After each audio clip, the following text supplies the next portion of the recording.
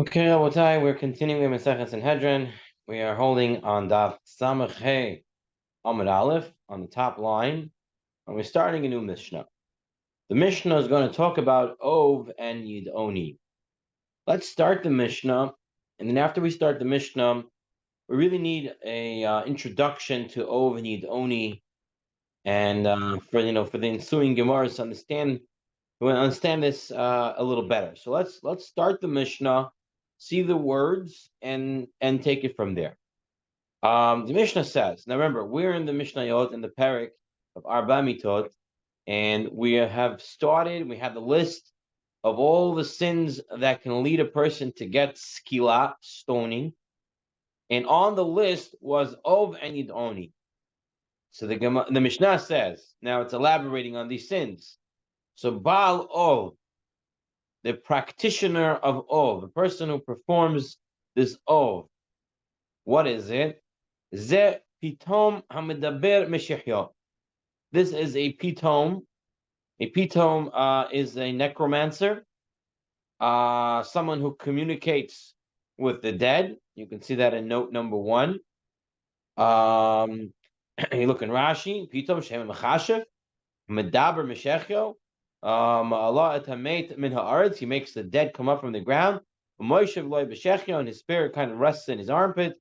Tachas zerosa, underneath his arms. Medaber meshechi, and he speaks, and the voice comes out from his armpit. He's a necromancer. He communicates with the dead, and it comes from under his armpit. All right, that is the Ov. And then we have in the pasuk where he says Ovi Yidoni. So the Mishnah says V'Yidoni. And a person who practices this Yidoni, what's the Yidoni? It's a person who speaks through his mouth. What does that mean? So says Rashi. Also look at note number 2. Okay, so Yidani Medar B'Fiv, Kid B'Farish Gemara, as again teaching the Gemara, Chaya Achaz Yesh Shmo Yadua. There was an animal called the Yadua. There are those who want to say this animal is known as the Anshe Hasoda, the people of the field, where the Midrash explains them. They're animals. They look like humans. They have an umbilical cord that's still connected to the ground, and that's the way they roam around. There were those at some point in history who wanted to say that those are some of the natives in like the Amazons and stuff like that who stay away from the Western world, from the world in general, and live in their own tribes. Anyway, they want to say Yadua is that. The Rambam, on the other hand, says the Yadua animal was a bird. Whatever it is. And he takes a bone of that animal and he puts it inside his mouth. And the bone speaks via magic. Okay, so we're seeming to be talking about two types of practitioners that talk with the dead, and one is called the Ov, and he does it somehow through his armpit. Only he takes a bone, and the bone puts it in his mouth, and that bone speaks. So the Torah tells us that they're Hayev Skila, and says the Mishnah, Hare Elu B'Skila. These, if they got the proper warning, right? They got the proper warning, and the witnesses to the act, Hare Elu B'Skila, they get Skila. Those who are performing the rite of Ovid only, they're the ones who are practicing it. And those who are asking of them, but azhara, the prohibition, it's a lav, it's a don't do, don't do. Now, Mefarshim take interesting note at this. Vanishal bahem. Why is it saying and he's asked of them instead of said shoel bahem? Well, one who asks them, not one vanishal bahem, who's asked from them.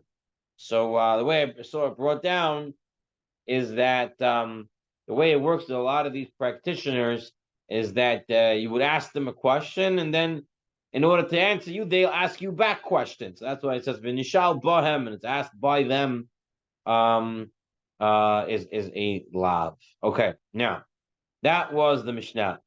Now, what did I say? We need an introduction here. What does this mean? Okay, so we have multiple psukim in the Torah says he stay away from Ov and Yidoni. And the time that Shaul HaMelech was king, he had a campaign to rid Eretz Yisrael of Ov and Yidonis.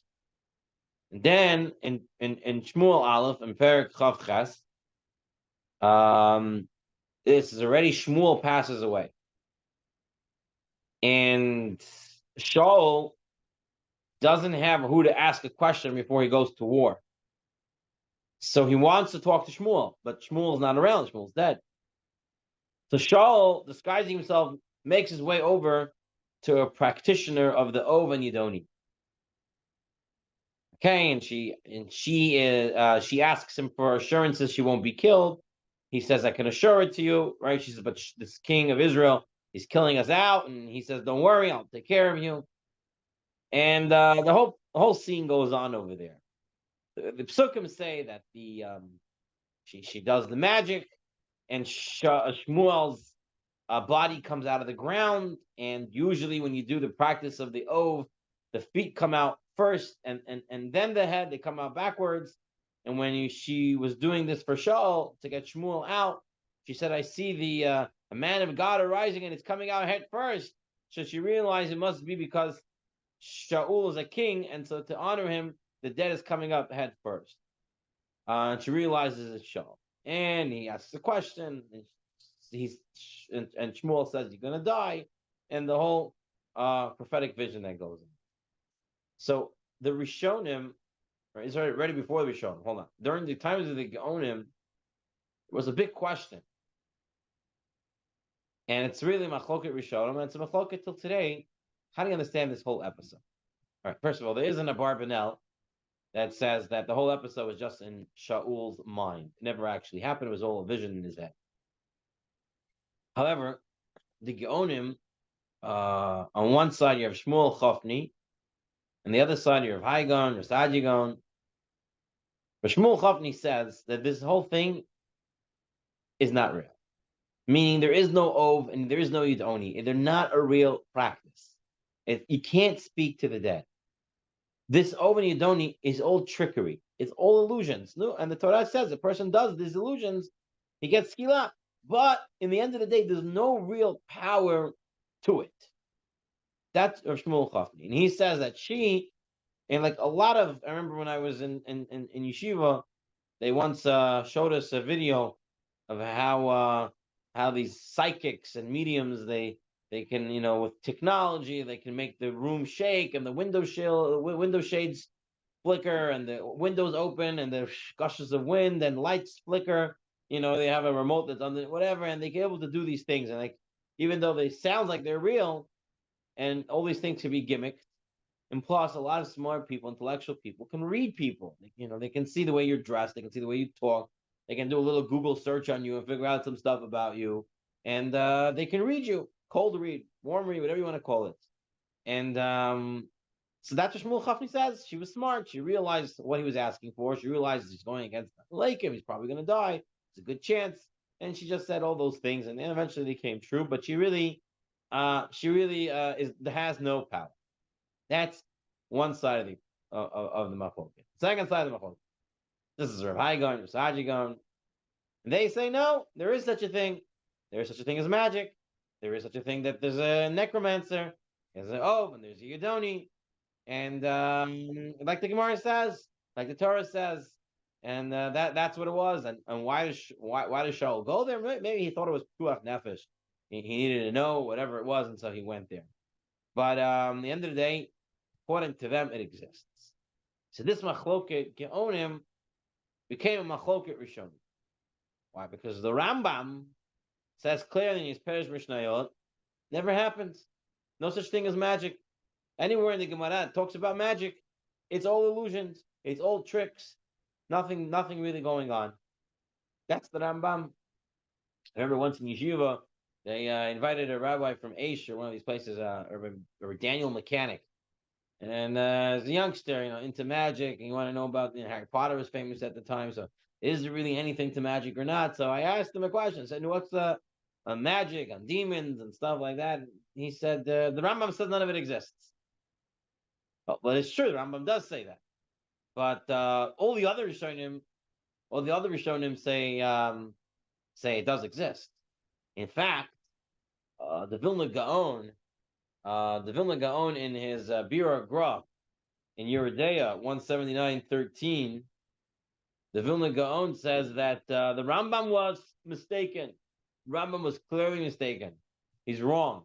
There is such a thing as magic. There is such a thing of supernatural. It is.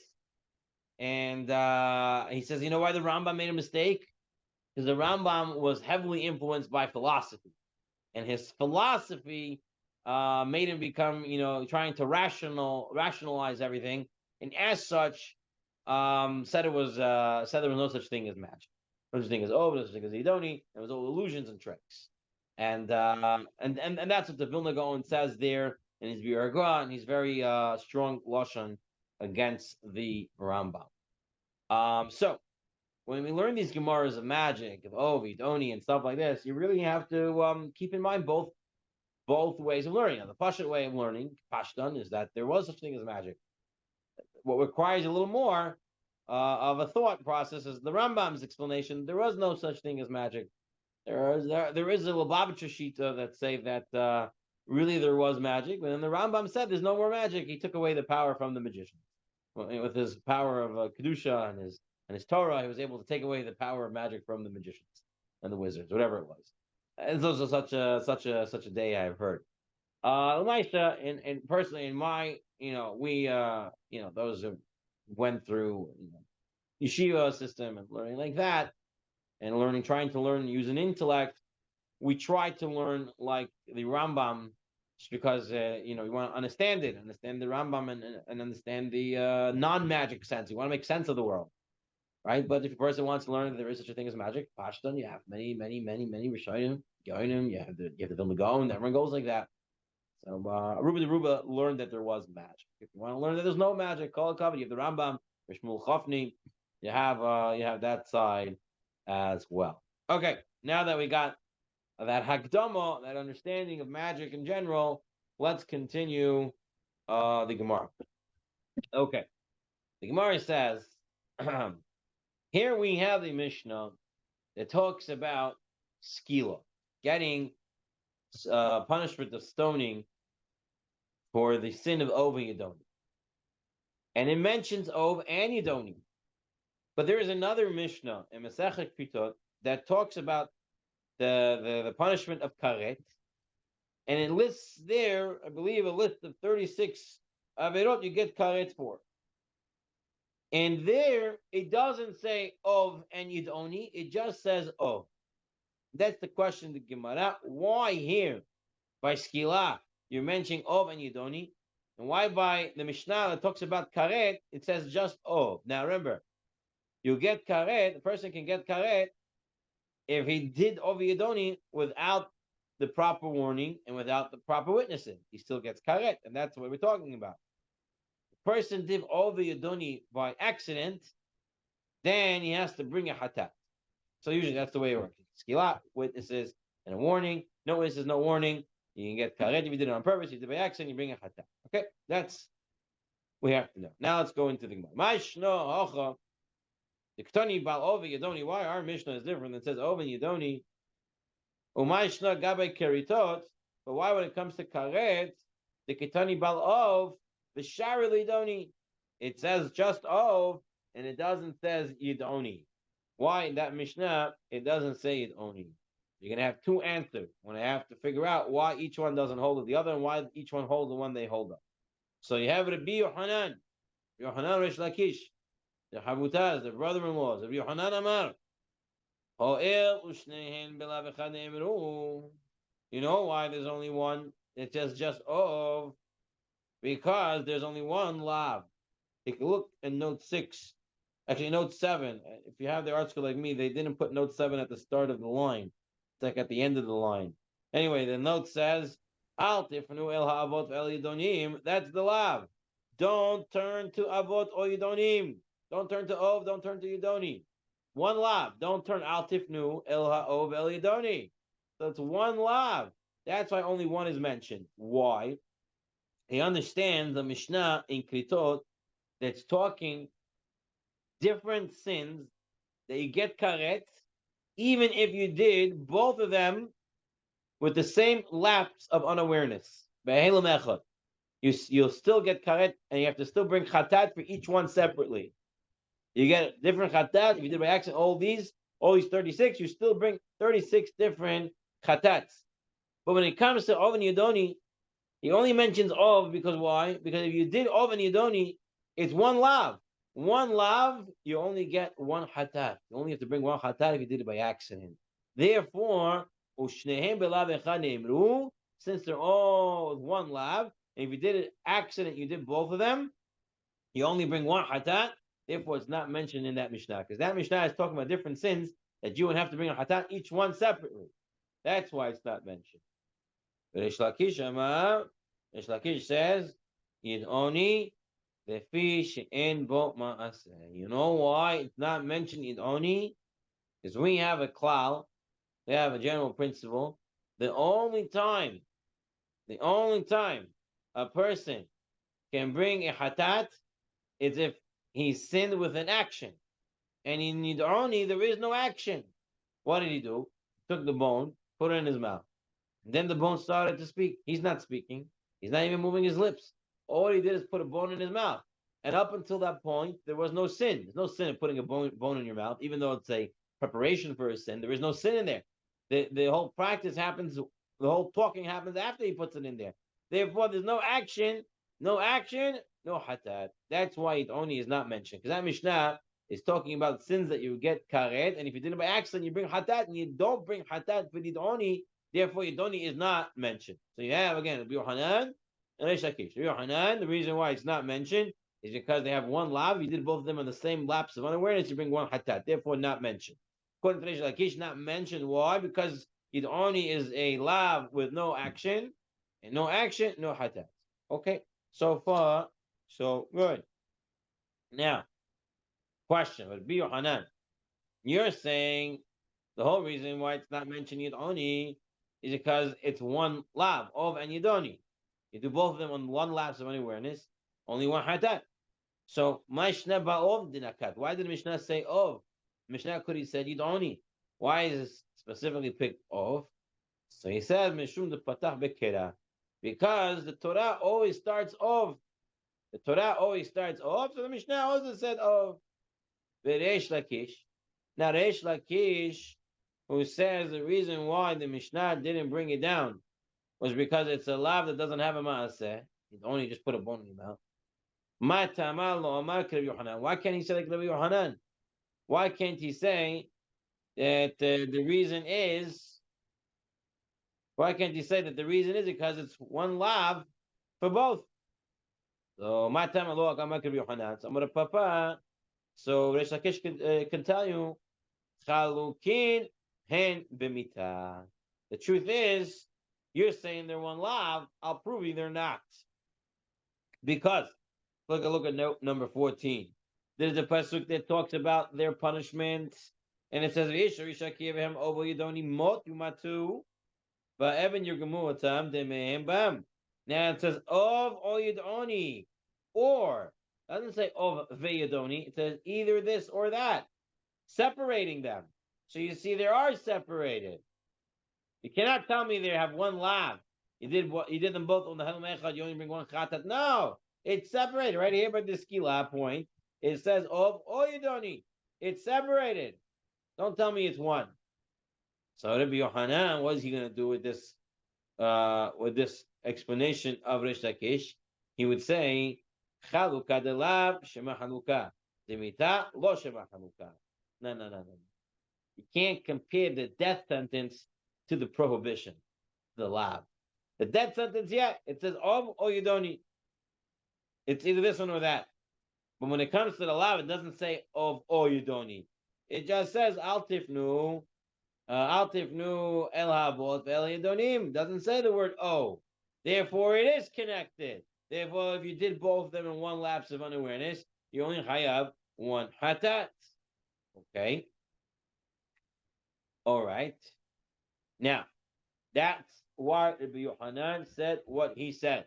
That it's two sins with one lav.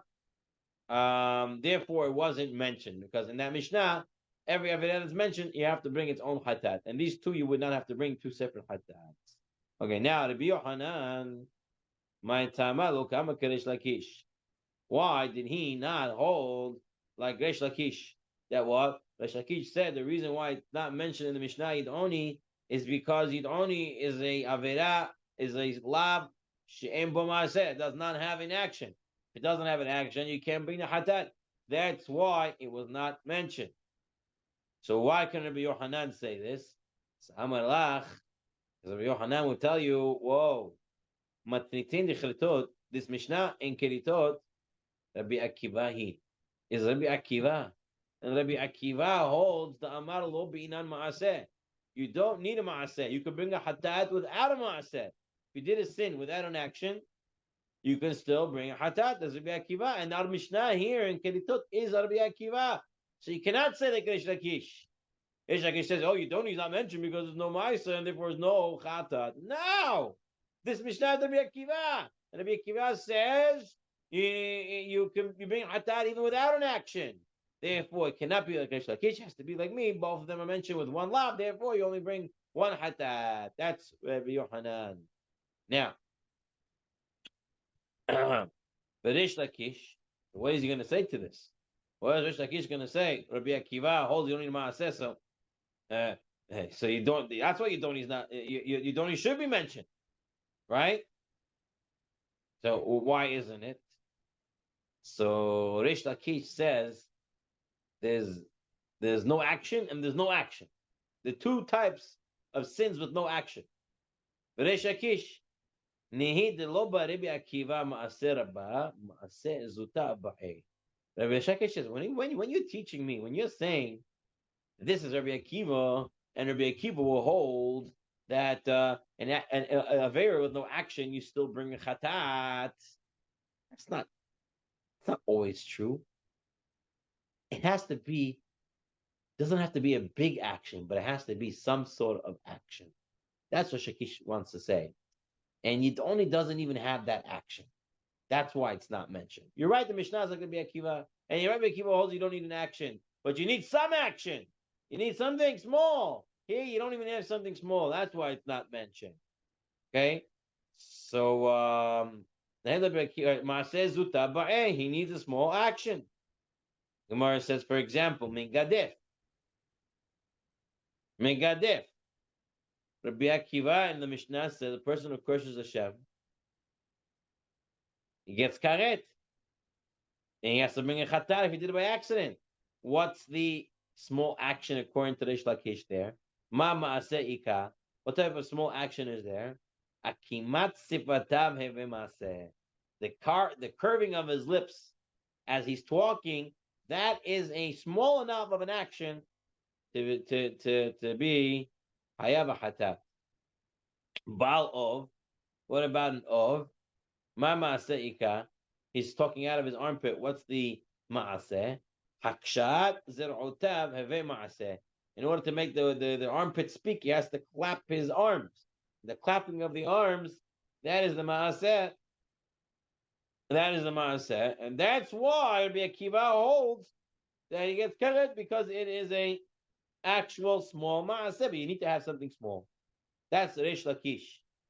Okay? Rabbi Akiva wanted, Rabbi Yochanan wanted to say Rabbi Akiva holds you don't need a ma'aseh, therefore Yidoni should be mentioned. But the fact that it's not mentioned is because if you did Yidoni and Ov, it's one chatat. Shakish says no, Yidoni is not mentioned because there's no action. And when Rabbi Akiva says even if you have no action, you still bring a chatat. No, it doesn't mean no action at all. It means no big action.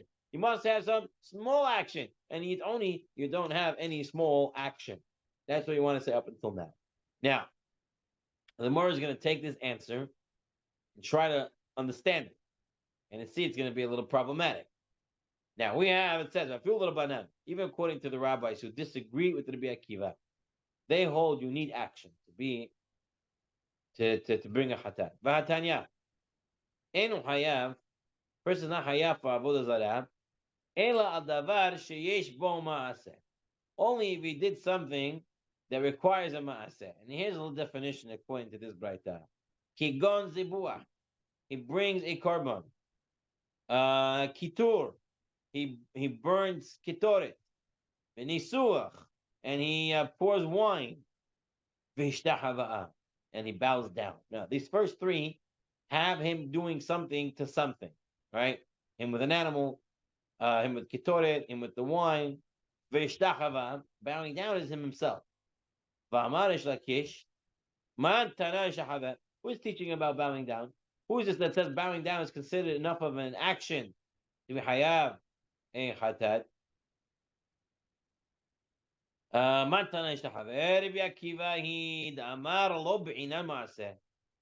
Akiva holds you don't need a maaseh, and hishtachaveh is not a maaseh. He's not doing something to something else. You're right. He's bowing down. It's not it's not a maaseh. Yochanan says, no, even according to the rabbis, when you bow down your body, the whole size, that's already a maaseh. That's a big maaseh. And you would be hayav chata. Now, looking at this statement, Ashtarish Lakish, kififat komoto l'rabanan lo have maaseh. He says that bowing one's body is not considered an action. Hakshad zerotav debalov have maaseh. So how could he say that clapping the arms is? He said, "Who holds hishtachava is chayav." That's a Akiva because it's not a ma'aseh. And he just said before, clapping the arms is a ma'aseh, and therefore he's going to be chayav chatat. But if you're saying bowing down your body is not an action, only according to Akiva, and Rabbanan it's not.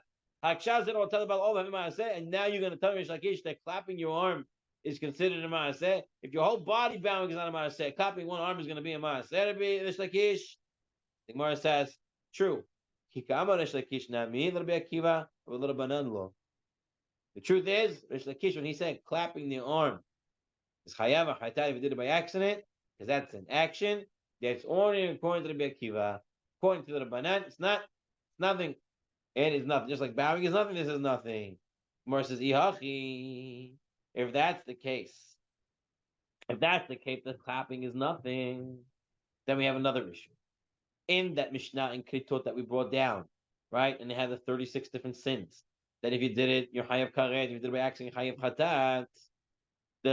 That's Rabbi Akiva's Mishnah. The Rabbanan had a question on Rabbi Akiva.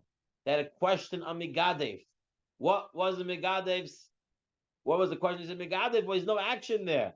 That's what they asked. But they never asked the question on the Ov. If you just said, Rish Lakish, Ov is not an action. It's only according to Rabbi Akiva, who doesn't need an action, you're Hayav. So they should have asked on the Mishnah on Ov as well. Just like a Megadev just speaks, and Ov just claps his arm. They should have asked about the Ov as well. They should have asked on Megadev and the Baal Ov, but they didn't. They only asked on the Megadev. So why didn't they ask on the Ov? It must be Ov's clapping is an action, but how could it be an action more than Megadev? There is another process of the Ov. It's b'mekater l'shed. You bring up ketoret to the demon. That's an action. Therefore, of course, it's going to be hayav. What? Mekater l'shed? Bringing ketoret to the demon, avodat kochavimu. That's already avodah zarah. You're serving a different being than Hashem. That's avodah zarah. That's not Ov anymore. It's not that he was burning korban to burning incense to the shade. Rather, he was using spells to gather demons, to conjure demons, right, to make them appear. And that is an action that's part of the Ov ceremony that would be Hayav Skila. That's enough of an action, to conjure up demons. Amalei Abaya, Hamikata Lechaber, one who burns Ketor for the Chaber, Chover, Chever, who? He's just a conjurer. He's just a conjurer. And a conjurer is only getting makot. The person who uses spells and incantations to make things appear, he gets makot. He doesn't get skila. Whereas his aim, you're right. He is a conjurer. He is conjuring up demons. He's using spells to get demons to come. Torah omra chover ze biskila. one who conjures up for this oath practice does get skila. You're right. Usually a chover a conjurer doesn't get skila, just gets makot. However, here, if the person is conjuring for oath, then he does get skila. Okay. So you see already the process of oath is more than just raising the dead. There's a whole, you gotta conjure up demons, you gotta bring ketorah to them, perhaps. Let's read a little more. Tanur Banan, Chovin Havit, the conjurers of conjurers, to make things appear. Echad Chever Gadol, whether he makes something large appear. Echad Chever Katan, whether he makes something small. Va'afir Nechashim V'Akbarim, and even Nechashim V'Akbarim. And even if it's just snakes and scorpions, he has them fighting themselves to kill themselves, or to conjure them from towns to unpopulated areas. He's in the city and he wants to clean up the city, and so he makes his magic to take all the snakes and scorpions and throw it in the desert. Still, hayav, he will be hayav. It's still usher. Okay, chover chaver. Remember, he gets makot if he does it. Amar Abaye, hilkach. Whoever joins a bee with the scorpion through chover using magic, avagav the kamekavin the lolaziku, though he intends a murder, he should not cause him harm. Asur, right? That's if he's doing it preemptively. He wants to get rid of these things. However, Rashi said in the bottom, and you take a look at note 40, he brings us down as well. Also, so if he does, they don't run after him. There's no pekuach nefesh. So Rashi seems to be saying that if you're being chased by wild animals or dangerous reptiles, and you know the magic to make them disappear and appear somewhere else, in the cases of pekuach nefesh, you would be allowed to use that magic. That's an interesting insight from Rashi. Isn't the same thing as Shaul HaMelech? Right. That's what they want to say about Shaul HaMelech, that he felt it was pekuach nefesh, and that's why he asked the oath. That is correct. Right. That's based on the next Gemara. Right. That's based on this Rashi. Correct. Okay. Very good. Rabbi Yochanan. Now, Rabbi Yochanan. Going back to Rabbi Yochanan, my shena de chififat komotol rabbanan have ma'aseh. According to the rabbis, right? According to Rabbi Yochanan, he said, according to the rabbis, bowing down is considered enough of an action. The person who does that to Avodah Zarah is chayav. Why is that? Yes. But when it comes to the megadek, the person cursing Hashem with his mouth, they say he didn't do an action. Why is moving his lips not considered an action, but bowing his body is? You know why? Because when you're bowing your body. That is an action.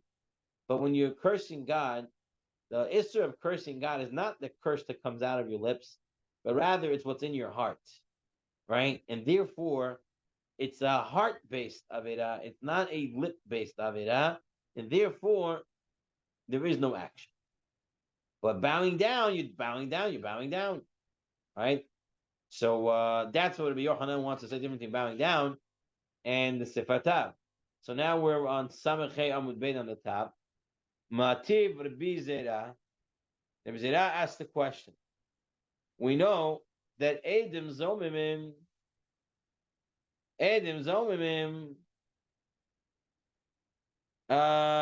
they are false witnesses, right? They are found to be false because the other witnesses come and say they were with them somewhere else when this happened and possibly could not have seen it. Now, if they sinned by accident, they became Edim Zomimim, they did it unintentionally, whatever it was. Did they bring a chatat? No. Why? Because there's no maaseh. Why is there no maaseh? They're speaking, and it's not like the Megadev says the Yad Ramah in note 3. By the Megadev, we're saying, yeah, he cursed Hashem, but it was in his heart that really counted. Here in the witness stand, we don't care what's in your heart. Whatever you tell the court, we're going by your word. Therefore, if this Adim, they spoke with their mouths, if they spoke with their mouths, then the curving of their lips should be considered an action. And it's not in their hearts, it's in their lips, so it should be counted as a real action. So Amarava, Shani Edim Zomimim Hoel Yishno Bekol. It's not their lips, it's their voice. And the voice is not considered an action. The Gemara says, really? But Kol Rabbi Yochanan Lama Aseh, and Rabbi Yochanan holds that a call, a voice, is not considered an action. But we have B'ha'itmar, we taught Hasama B'kol. The din is if you thresh with an animal while he's threshing with the food, he's allowed to eat the food. You're not allowed to muzzle him. But what happens if you didn't put a physical muzzle on him? But Hasama B'kol. Every time the animal is about to eat, you go, hey, eat, and you don't let him eat. Right? Doing it with your voice. Or you don't tie up an ox and a donkey, an ox and a shurva chamor, an ox and a donkey to work together, which is us. But you make them work together by screaming on them. Giddy up, heady up, whatever you tell them, and they end up working together. Rabbi Yochanan Amar, Hayav. Rabbi Yochanan said Hayav. Why? And Rabbi Shakish Amar Patur. Rabbi Yochanan Amar Hayav, Akimat Piv Have Maaseh. Because he's curving his mouth and he's making an action with his lips. So it's a Maaseh. He says, no, it's not considered enough of a maaseh. So what about Edom Zomimim? You're saying it's a voice. It's a voice. So if it's a voice, according to Yochanan Chayav, his lips are moving, it's maaseh.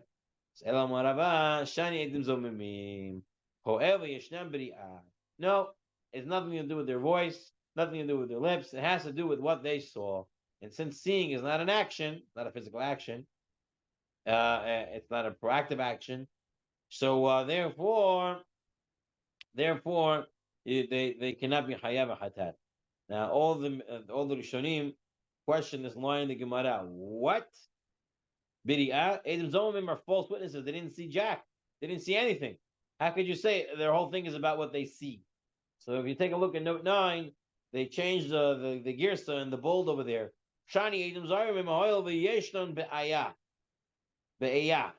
What's ayah? Ayah means I. Yes. Right? We already learned this by the Megadef. You don't need the second witness to say the whole thing again. He just says, I concur. Yeah, this is what it is. So if the judge says, is this and this and this happened? The witness says, yes, that's enough. They don't have to actually say what happened. So they can just say, I. And I, you can say without moving your lips. I, yeah. You don't really move your lips. It's not considered enough of an action. And that's why even other Eidim Zayim that do say everything, still, in general, they can just say, I, and therefore, Eidim Zayim don't have an action, therefore they don't bring a chatat. Okay, that's on the back and forth of Yochanan Rish Lakish. Now we're going to go a little bit more into Ov and Yidoni. A little bit more of how this process works. So apparently there are different types of Ovs, different types of Yidonis. Let's take a look. Tanur Banan. Bal Ov, the practitioner of this magic called Ov, Prakim, speaks from within the joints. He makes the dead spirit rise and then it speaks through the joints. So not just the armpit, through other joints also. When we've been at Yadav and from his armpit. So it could be from different joints also. Yidoni, what about this Yidoni? He takes the bone of the animal known as Yidua and he puts it in his mouth. Okay? And it speaks by itself. The Gemara has a question. You're telling me that Ov speaks from his armpit or from his joints, but there's a pasuk that says, by the Ov, the voice came from the ground. Seems like the dead is speaking themselves from the ground. The spirit speaks from the ground. The Gemara says, no. You're right. The voice comes from the ground, goes into the joints, and speaks from there. Tashma. Right? This is the parak 28 in Shmuel Aleph that deals with the whole story of Shaul going to the practitioner of Ov and Yidoni. And it says over there, so you see it's coming out from the ground. Again, the voice is coming from the ground. My lab, the spirit is speaking by himself. The voice comes from the ground, enters into the joint, and speaks out of the joint. Tanur banan, val of. This of, another way of practicing it, echad hama'aleh b'schuro. It's one who raises a spirit, the dead, into his male member. That's the way Rashi understands it. B'schuro meaning into his male member. So his genitalia, a male's genitalia. Tosafot has a huge problem with it. Tosafot says the only person in the case of Shaul, she was a female. There's no male member on a female, right? This is before 2020, right? So there's no male genitalia on a female. So how could you have bischuro? The Tosafot wants to say zuchuro is Aramaic word for magic. The Steinzelt, he says he found in the Akkadian language the word zakaru meaning magic curses. So maybe that's the word, a zakaru. However, Taisa Shantz said the truth is the genitalia is involved. It's just when it says zuchuru, the male member, it's lav dafka male member. And apparently, any genitalia can be a transmitter for the dead spirit to go into. Echamal b'schuro is one way of doing the practice of Ov. The Echad and Nishal b'gulgolet. And one who consults a skull. They have a dead skull in front of them, and they talk to them. Ma ben zelazat. What's the difference between this and that one, between the skull and the genitalia? So Omaleh b'schuro, he puts it up in his genitalia, and ole kidrako. Then the dead spirit comes up feet first. That's what this female Ovid only did, but in respect to Shaul, it came up head first. Shabbat, and it does not come up on Shabbat. Nishalba Gugolit, but if you use the skull to do the Ov ceremony, then the dead comes up naturally. But Ole Shabbat, and it comes up on Shabbat. Gemara says, Ola, what do you mean comes up by the skull? How come it's already in front of you? There's a dead piece of the dead skull in front of you. Why do you have to bring up the spirit? The dead bone is there. He answers naturally. He doesn't have to come out of the joints, out of the armpit or whatever. It comes straight from the skull itself. If you have the skull, and it also works on Shabbat. Now we come to a little interesting story, and with this story, we'll end today's class. Va'av she'ela zu, sha'al Turnus Rufus et Rabbi Akiva. We know Turnus Rufus, one of the generals of the Romans, asked Rabbi Akiva tons of questions. And here is another question. Amar lo, he said to Rabbi Akiva, Umayom me'umayim. Why you guys make Shabbat different than other days? There's a Friday, there's a Saturday, Sunday, Monday, all the same. Why you guys, Jews, make Saturday Shabbat? So Amar lo, so Rabbi Akiva said to him, Umay geva meguvrin. Who made you the general? Why you become a general? Amar lo, he said, the marim save. My master, the Caesar, demands it, desires it. That's how I became. So Rabbi Akiva said, Shabbat nami. So too with Shabbat. The marit savi. That Hashem commanded, and it becomes special. Just like you or nobody, just like every other man. And they made you a general. So too, you're right, every day is every day. But Hashem made Shabbat more special. Amalei, so Turnus Rufus says to Rabbi Akiva, this is my question to you. Who says that you have the right day of Shabbat? Maybe the day you're practicing Shabbat is really Sunday. How do you know today the Shabbat is Shabbat? How do you know? Maybe over time they messed up the date. So Rabbi Akiva said, Amalo, Nehar Sabbation Yochiach. The river of Sabbation will prove it. There's a mystical river called the Sabbation. Sabbation was a river that flowed 6 days a week. When it came to Shabbat, its turbulence and that all settled down. Okay? So that's a proof. Baal Ov Yochiach says further, Rabbi Akiva, the practitioner of the Ov would prove it because there is no Ov. Doesn't work. The Maleh B'Schuro Ov does not work on Shabbat. and kivrosh shel aviv yochiach, and the grave of your father proves it. She'em ma'aleh asham b'Shabbat, because it's not amid smoke on Shabbat. Tunis Rivers, your father's in Gehenna, burning away. That's why his grave is smoking every day, but not on Shabbat, because on Shabbat there is no Gehenna. Now the Midrash in Bereshit Rabbah expounds upon this story a little bit and says that Tunis Rivers was checking out what Rabbi Akiva said about the oath practice not working on Shabbat, and so he did it every single day, including Shabbat, and it actually didn't work on Shabbat. That's how he checked it out. Now, Amaro, he said to Rabbi Akiva, Bizito, you disgraced my father, Veyashto, you embarrassed him, Vekilalto, and you insulted my father. Apparently, he was really upset that Rabbi Akiva said what he did. Take a look at Nut 31 and 65b3. The Maharsha explains that Tunis Rufus's question was threefold. Firstly, who says today is the day in which God rested when he created the world? Secondly, who says the day on which God commanded mankind to rest? Who said that's the same day and he wanted us to rest? Thirdly, who said today is ordained the day of rest in the world to come? How do you know it's going to be in the future? And this Rabbi Akiva provided a threefold answer. Firstly, the Riva Sabbation, which has rested every day since every seventh day since creation, proves that God desisted from work on the creation on this day. Secondly, a petitioner of O who is unable to perform his sorcery on Shabbat proves they are commanded to desist from work on this day. Thirdly, your father's grave, which demonstrates what is being done to him in the afterlife, proves that Shabbat will even be in Olam Haba. Okay, we'll end here for today. Just to know that Bez Hashem, if anyone wants to join, I don't know if you saw the flyer yet, but in 2 weeks' time. So this week we're going to be learning Hilchot Mincha, about Tfilat Mincha. Next week we learn about Hilchot Tfilat Aravit, and the week after that, so November 26th, every Sunday night, with Hashem, with Hashem's help, we're going to be starting Hilchot Shabbat. Very important to learn Hilchot Shabbat. We're going to do it with the Tzuvim Rabbanan series. I bought a few extra copies of the Sefer, and we'll be sending it to Queens. So people who want it, you can buy it on Amazon too. And Zat Hashem, this year will take place live. If anyone wants to come and join, as well as on Zoom. There'll be recordings as well. It's a very great project. As Hashem should be a segula for us. Ki Yesh Me'er Shabbat, Kedush Me'ereni. And Zat Hashem, everyone who's interested can join and be a part of it.